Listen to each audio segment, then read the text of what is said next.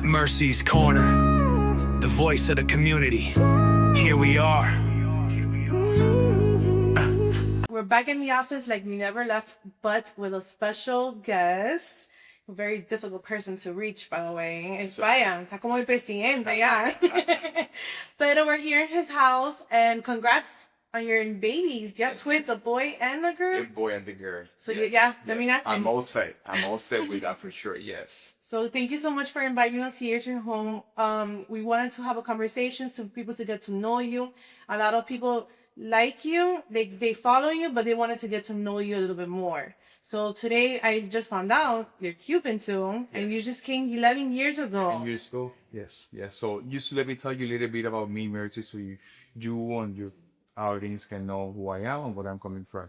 My name is Rolando Escalona. I came to this country 11 years ago from obviously communist Cuba, and I came here with nothing but dreams, escaping communism like many of us.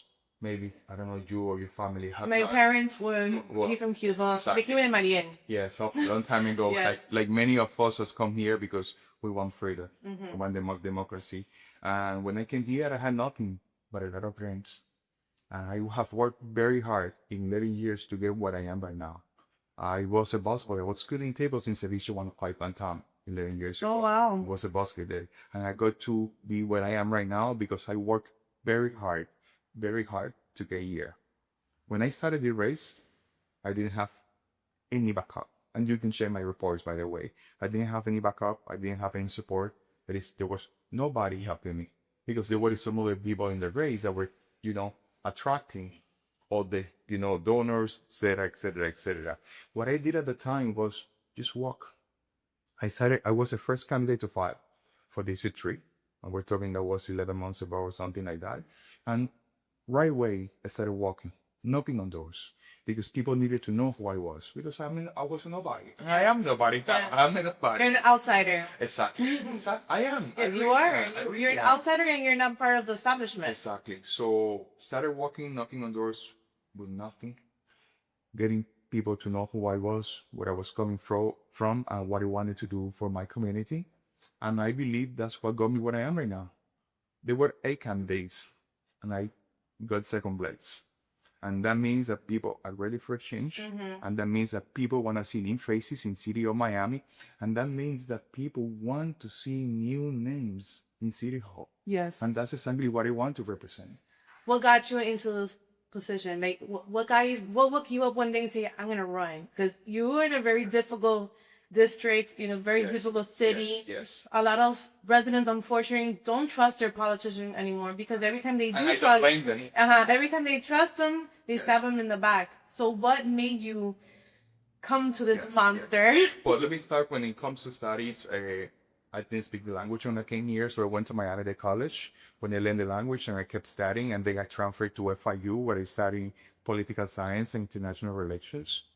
That opened a lot of doors for me. I learned so much, and I was like, this is something that I would like to do, serve the people. And what a better way to do it as a commissioner. And we're talking years ago when I decided that I wanted to run for something. At that moment, I wasn't so sure about being commissioner. But after seeing everything that you just said is happening in City Hall, it's happening now in my district, I was like, I want to represent District 3, City of Miami. And that's when everything started. I spoke to my wife, and we were on the same page. She understands my dreams, and she understands what I want to do for my community. I invite you, Mercy, to walk to Lily Havana. Nothing has gotten better here in many, many, many years. In my district in general, I can see a lot of progress. And I know I can represent the progress that is needed for my district, for my community in general. Well, this district is the one that has the most complaints when they go to the board meetings. They talk about the homeless situation. They talk about the garbage that was the first thing that you told me. Yeah. And if you become the commissioner, how will you fix those problems? Well, there are a couple of things when it comes to all of this. Number one is starting with City Hall, we need to change the mentality that we have in City Hall. Yes. When you go to City Hall, and you can go right now, they believe they are doing you a favor. Yes. No. You pay their salaries. With the tax voters, you pay everybody's salary. So you're customer that you deserve a proper service. Yes. This is one thing that needs to change. When it comes to garbage and all of that, it's just having the right people doing the right job and having the proper supervision. Because if I send you to do a job and you don't do it, and I never find out, it's like we did nothing. So having reliable people that want to do the job, people that care about the community, and then having the proper supervision. But that's not all. We also need civic education, engagement. Residents need to understand. We have so many cultures, for instance, here where we live in Havana. We have so many cultures, people from so many countries. Correct. And maybe what's right in your country is not what's right here. Maybe, getting a candy and for the table on the floor is okay where you live, but not here. So we need to educate. We need to do a lot of education so people understand that we must keep our streets clean. So I think it goes both ways. Residents and then the city taking the proper action and doing what they have to do. Right. I don't think that has happened. Well, yesterday talking about this, I posted a video, I think you told me you saw it, that FIFA was asking again for money. And it was so crazy that half of the commissioners said, yes, we'll give it to you. Only one commissioner said, no, it's up to, FIFA is a Enough money. enough money. And they have a lot of sponsors that they can increase their prices, I guess, for their sponsorship. But it was so crazy to me that these commissioners said yes, but they're like, will you be giving us the money? How we're going to get the money back? They didn't think about the residents that they're there. There was like maybe 50 residents talking yesterday about the same situation that bikers, City of Miami has a lot of bikers and they want to get, they don't feel safe riding bikes anymore. A lot of them were asking about the Edgewater, that they were trying to do more construction in the Edgewater water with the local acts. And the commissioners were like not listening to them. I'll tell you something when it comes to construction that I have seen over the years. I think the marketing that they did in City of Miami was fantastic, but they forgot a couple of things. Number one is infrastructure. I don't think we have the proper infrastructure to have compared to how much we have grown. And I don't know if you see that's why we have so many floatings, etc. Yes. Because when you build a house, you first build the foundation, right? Right. And then you build the walls, etc. That's what City of Miami should have done, and I don't think they did that. No. That's one thing that also needs to change. But it's a little bit too late for that because the development is crazy. So what we need to do is have a proper plan in which, before we issue a permit for construction, whatever the case may be, we see all the infrastructure around and how it will affect people's life. Another thing is that City of Miami has grown so much and we have forgotten about the people that have been living here for years. Long time. Yeah. And I get this every day that I talk. I cannot afford to live here. Oh, this doesn't work. This doesn't work. This doesn't work. What about them? And that's exactly what I want to represent. I want to represent the people of my district and like the city as well, because I'm going to be a commissioner for a district, but I will represent City of Miami. Right. And that needs to change. And we politicians think we need to understand that we work for the people. Right. That is the key. Yes. I don't know if you have heard this before or no. A lot of times people have told me everybody says the same. Everybody has the same promises. You politicians, you come here, you want the vote, you promise, and then we never see you again. Yeah. That needs to change as well. Yeah. We need to report to the residents. They need to know what we are doing. And that's why something that I want to do is open door policy, which means you as a resident of my district, you can come and you can question me. Why this? Why did you take this decision? What's going on here? Another thing that I want to do is that before every meeting, which happens every other Thursday, I want to have a Zoom meeting with my residents. So they understand what we're discussing in the agenda, because a lot of times they don't understand. They don't. They tell me, oh, but the questions are so complicated that it's very hard to understand these questions. Let me tell you something. You're the second politician who has said that. We have done already 50 interviews, and you're the second person that's doing that. That is planning to do that. There's one that's Vince Lago that he does open his doors on Fridays. Nobody does that. And you're the second one. So I'm very happy to hear that you're saying that. For a pleasure. And listen, it's all about the people. They are very tired. They are. They're tired of the same politicians over and over that promise, and then nothing gets delivered. Correct. Nothing. So that's why I'm glad to hear it. That's why there's a low intake with voters, because they also think that you guys don't listen to them when they have an issue.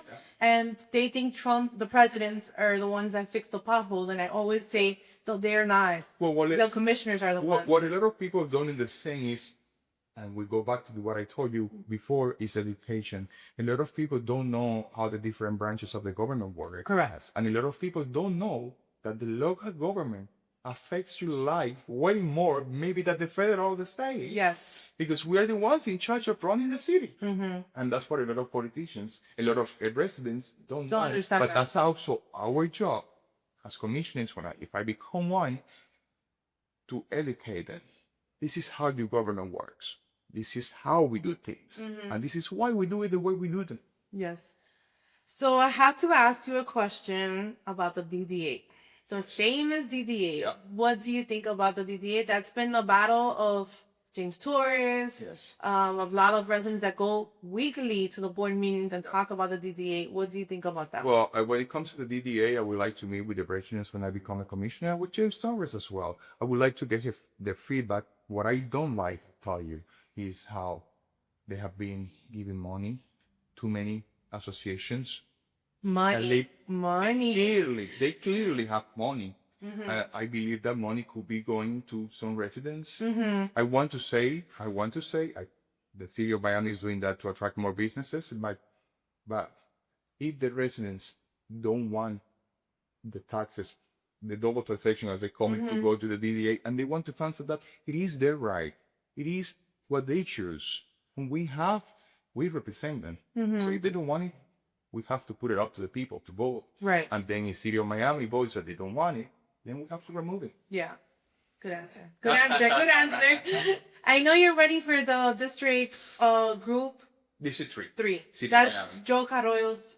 That's your crazy. So one other question is, will you still be doing Bienal Cultural on the... Yes. Everything that is up, everything that helps the community get together and that can... That was a lot of people worrying that they're going to bring that. No. And there are a lot of people that are concerned that they have told me, you're gonna end this program, you're gonna end this other program. I'm not doing any of that. I want my residents to be happy. And I understand that a lot of people cannot make it to the end of the month. That is not my goal. As a fact, I want to improve what's being done because I know we could do a little bit better when it comes to the food distribution, etc. I know we can do better.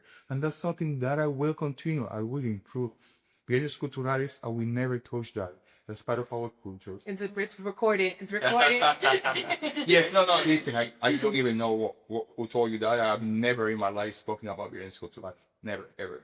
That's when I continue. That's all the older people are concerned. Exactly. Yes. Because they love going there, they like to play domino, they like to interact with their, and they're like, 100%. "Pero van a quitar algo." I No. would never do that. As a fact, I want to do more when it comes to engagement because we're missing that. Yeah. And not only here in Bienes Culturales in Little Havana, do more engagement in the roads, the H and Andoa, etc., to bring our communities together because that's what the commissioners should be doing, bringing communities together. For the commissioner is the closest person to the people, because then you have the mayor and then you have the other branches of the government. They are too busy. Sometimes they are too busy because they have more residents, etc. Commissioners have smaller district, and we're the ones that have to interact with the residents, and I love to do that. It seems like you like to interact. I do. Because you're even doing tomorrow an event at 11 o'clock. Tomorrow I'm doing an event which I invited whoever can go of my residents in my district, and if you're not in my district as well, which that is called Super Saturday. So pretty much what happens in that Super Saturday is that we invite people, and then those people, we're gonna be in the pub. We get together, we talk for a little bit, we grab a coffee, a croqueta. They love all that. They Yes, love coffee, that. croqueta, and then we go out and we knock on doors, talking to people of why they should vote for Rolando Escalon. Yeah. So I have another question. Tengo unos cuantos. You tell me. I have another one saying that this one was a little bit a couple I got. They wanted me to ask you, how come you never spoken about the dictatorship of Cuba? How come you never talked about Cuba? Sure. Of Cuba Libre. Yeah, well, I'm strongly in favor of the freedom of Cuba. The reason I haven't spoken about it, and I did in the beginning, was because a couple of people told me, but are you running to represent Miami or you're running toward the freedom of Cuba? So what I told those residents, listen, as a proud immigrant, exile in this country, I would love Cuba to be free. But I don't. I'm probably too very expensive. Right. Yes, it's by 1,000%. I'm a Antico- proud Cuban exile. Yes, and I would love my country to be free for sure. Let's see, because I'm not cuánto. You answer with the Cubans, with their position, what you think about prisoners in Cuba. I think, listen, I'm coming from there. Remember, I think the of 11 years ago, I know how the system works. I saw it myself. It is a disaster. They are dictators. Why are you expecting from them? They are dictators. They have been doing this for many years. And you have it. They copy the same system in Venezuela. Yeah. And you also have it in Nicaragua. It is the same. I wish. You know what I've always wondered? Why nothing has kind of changed in the country in Cuba? Why no government from any country has said like, okay, let's go on the species? Yeah. That would be Cuba has so much potential. But under the regime, that is never ever gonna change because they are the problem. They are the problem. We have so much potential, but never gonna change if you happen there. Yeah. So, a lot of residents are also upset. When they picked the commissioner, they were supporting him the whole time. And when he sat down with the board meeting, he was one of them that wanted to approve to extend the election for another year. Yeah. How do you feel about that? Absolutely right. So let me tell you something. When you want to move an election, you have to put it on the ballot and you have to let residents decide what they want. From me, you will never hear something like that. I would never try to move an election without the voters' approval. I would never try to move an election in general. Without the voters' approval, I think that is very wrong. You let people decide. You put it up to them. And that's exactly what I told you about the DDA as well. Put it up to the people. Let them decide. These are very delicate things. The people have to decide because then they cannot blame the commissioner. Not you voted for this. Yeah. You know what I mean? Yeah. Were you surprised that Emilio Gonzalez succumbed to court twice and won? I was not surprised. I knew somebody with the money was going to do it. And look, Emilio did it, and Emilio, he won. And it was not only once. Twice. It was, if I'm not mistaken, it was 3 times because they appealed twice. Yeah. And he won. He won. Did you ever contact him during that time and told him that you wanted to support, or you just? No, I have known Emilio. For quite some time now, but I did not contact him in that case. When that happened, if I'm not mistaken, I texted him. Either. So he's going against Democrat in Higgins. Yes. There's a lot of stuff coming out. To me, it's wild that the Uri police, city of Miami, supposedly want to endorse her when she was one of the commissioners that wanted to refund the police when the Black Lives Matters. What do you think about? Well, I do know. I would have to take a look into that to give you a proper answer. Okay. Yeah. Perfect. And then the goals for the city of Miami is to fix the homeless, to fix. So there is a lot of mercy. There is a lot that needs to change in city of Miami, starting with City Hall. As I told you before, the culture that we have is to change. We serve the people. It is very plain and simple. We serve the people. You pay our salary. Right. We serve it.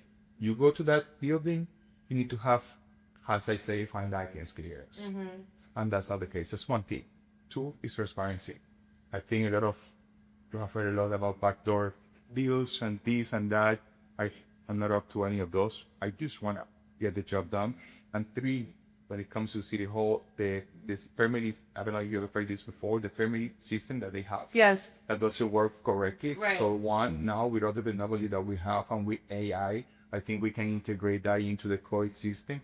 And we can have a system that works and tells you in a matter of seconds what's wrong with your permit, we just submit it. That could help us tremendously. 1 and 2, we go back to the same issue. The culture that we have. Because sometimes it's an email, oh, this is going on with scurvy. It's been a week and nobody can answer to it. Yeah. That has changed. A lot of small business owners have told me that it takes forever to get their permits. It takes forever to get the grease trap too. So how is the commissioner, how can you help them for them to open up one faster? So 1 is by fixing the system that they have. As I told you, you submit a permit, you should have an answer very, very fast. If if you have an issue, they also should guide you on how to get it. Which they is something that just, I think it was like a week or 2 weeks ago, they did a program in which now they're gonna guide the residents a little bit more when it comes to permits. But I know many business owners that before they open, they're closing. Yeah. Because it took them years. Yeah, to almost 2 years, even sometimes even more. How are you helping the environment? Uh-huh. How are you helping people in your district to get jobs if you can barely open a business? Because I feel like, for me, the outsider and that goes to the board meetings is that a lot of politicians don't care about small business anymore. No. I feel like they care more about the big corporations. They want to bring Uber. They want to make, Francis Suarez have said it. They want to make the next Dubai, Yeah, the city of Miami. But Mercy, what about us? What about the residents here? What about mom and pops businesses that want to open and have something small and simple, and they don't have the money that some corporations may have? Yeah, and they Who's still gonna pay help taxes. them? 100%. Who's helping that? So I want to be a voice to help these people move forward. And that's around the time to my district, by the way. I'm going to propose this to make changes to the all system that they have in the city of Miami when it comes to permitting. And that obviously is going to need approval from the commission. Yeah. But I would know when to, if a proper plan with a structure, they would approve it. There's no way for them to say no to that because it's going to have the president, it's going to have the city. Right. I don't know if you have heard. That's why many people choose to do everything illegally.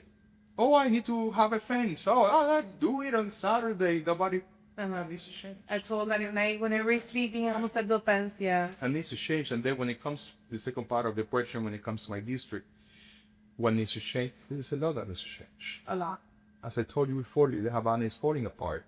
What I see is potholes on the streets, sidewalks are broken, you have trash everywhere. You have the drainage there all blocked. Yes. I see nobody cares. I don't remember the last time that I saw somebody cleaning those. And that's why it also rains. To me, there's everything's Just flooded, yeah. everything's flooded. Besides that, we have the water right here, etc. We don't have the proper infrastructure. We need also need more green spaces. Yeah. Water, though, and I have said this multiple times, water doesn't run to the concrete. And then when you have the green spaces, it absorbs the water. No? It may take a little bit of time. You don't it absorbs the water. We need more parks. We need more green spaces. That is extremely important. We have to see it right here. It's right here. We need to be proactive.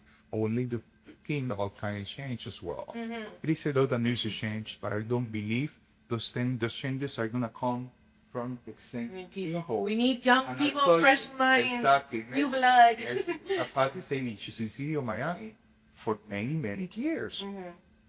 None have been fixed.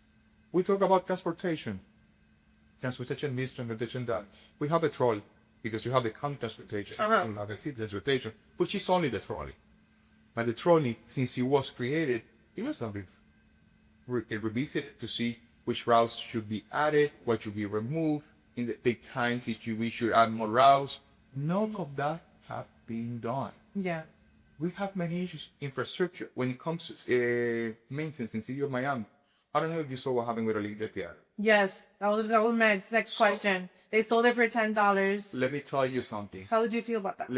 That is wrong, but that's part of the issue that I'm telling you, because we don't have a proper department that takes care of our buildings, etc. Right now, I don't know if you heard a couple of meetings ago, they were discussing about the police headquarters, because as I saw in the meeting, as I heard on the meeting, it has many issues, it's falling apart, missing. So we go back to the same things, that we have issues and nobody's taking care of. We don't have a proper maintenance in our city, and that needs to change. And it has happened with many, not only Olympia Theater, it has happened with many other establishments that were either given to us and that are prehistoric, that they're part of the DNA of Miami. Right. They are not being taken care of, and nobody's doing anything about it. That needs to change. And Mercy, we go back to the same. Those changes will not happen coming from the same people that didn't do it before. 8 years is more than enough time for you to get things done. Correct. If you don't do it in 8 years, you will not do it, Mercy. Yeah. We not. Oh, I completely agree. Those politicians that they leave, they come back, they leave, they come back. I'm like, but you haven't done anything in the first 8 years. I say if you want to be a politician, you have to leave with a with a name, with a dynasty. I don't know. It's, with Mercy Accomplishments. accomplishment, Mercy. So the biggest park and the kids are having a great time. But and then that's it. I'm done. But those politicians that keep on coming, they haven't done anything. No. To me, it's we're closing that cycle. We're bringing establishments and we're bringing new blood and we're supporting new blood. Talking about supporting, did you get support from the Republican parties? Has anybody? No, I got support when it comes. I got support from Miami Young Republicans. I got support from the third and the fourth place in my race. So in my race, we had a couple of people. we had 8 people. The third and fourth place, Rob Piper and Oscar Alejandro, they endorsed me, and I'm very grateful to them for the endorsement because they understand that we need a change. And they want to see new faces in City Hall. I'm very grateful to everybody that has supported me. I'm very grateful to many residents that gave me the opportunity to be where I am right now. But the job is not done. No. We have a runoff on December 9, and it is up to you to go out there and vote. Voting is how you express your voice. Correct. We do nothing. We complain and complaining and complaining, and we don't go out and vote. You know what? A lot of people tell me, oh, how come this guy is staying in office? How come that guy is staying in office? You know, my question to them is, did you vote together now? Did you go to your last election and you voted for anything? Oh, no, I was busy. Oh, no, I forget. They don't know the impact that local politics have in their life. Yes. Yeah. Before we finish, what do you think about Miami Freedom Park? Project Miami Freedom Park. The soccer. Yes. Well, and to be honest with you, I think that's gonna bring businesses to our city. It's gonna bring a lot of money to our city.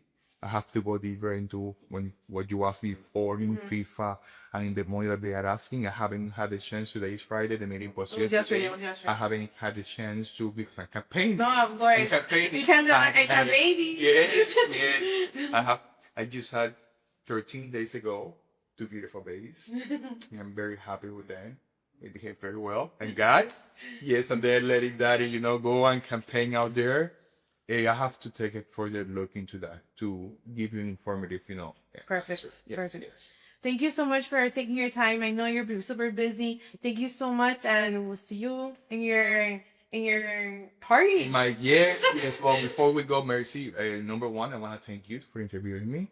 I think what you do is very important. Thank you. Because you go out there and you speak to people and you get opinions, and that informs also residents of how they should vote, because now they can know a little bit more about themselves than about what I represent. Right. Because everybody's like, no, there's social media, there's nothing. I'm like, it's only one person, and you're trying to do everything at the same time. You're trying to please everybody. It's very difficult. But I feel like if we have like podcast now that's in style, and we have the media, not the fake news, but the real media, bring them out, It just takes 20, 30, 45 minutes to talk, and just let people to learn, to get to you a little bit more. And then I always tell people, if they don't take the time to come to our podcast, they don't care when they're Yes. And whoever wants to interview me or wants to have a conversation with me, you have my information. You can give it to them. Thank you. I would be more than happy to sit and have conversations with my residents. Thank you. Thank you so much. Thank you all. Thank you.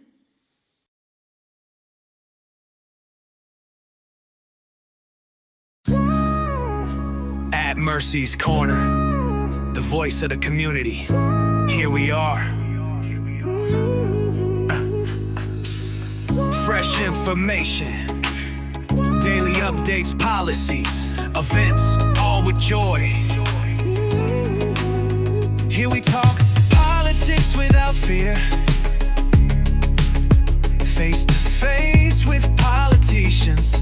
The game is real. Commissioners, mayors, candidates in line, party supporters, all on the road. Hot events, small businesses that grow, health,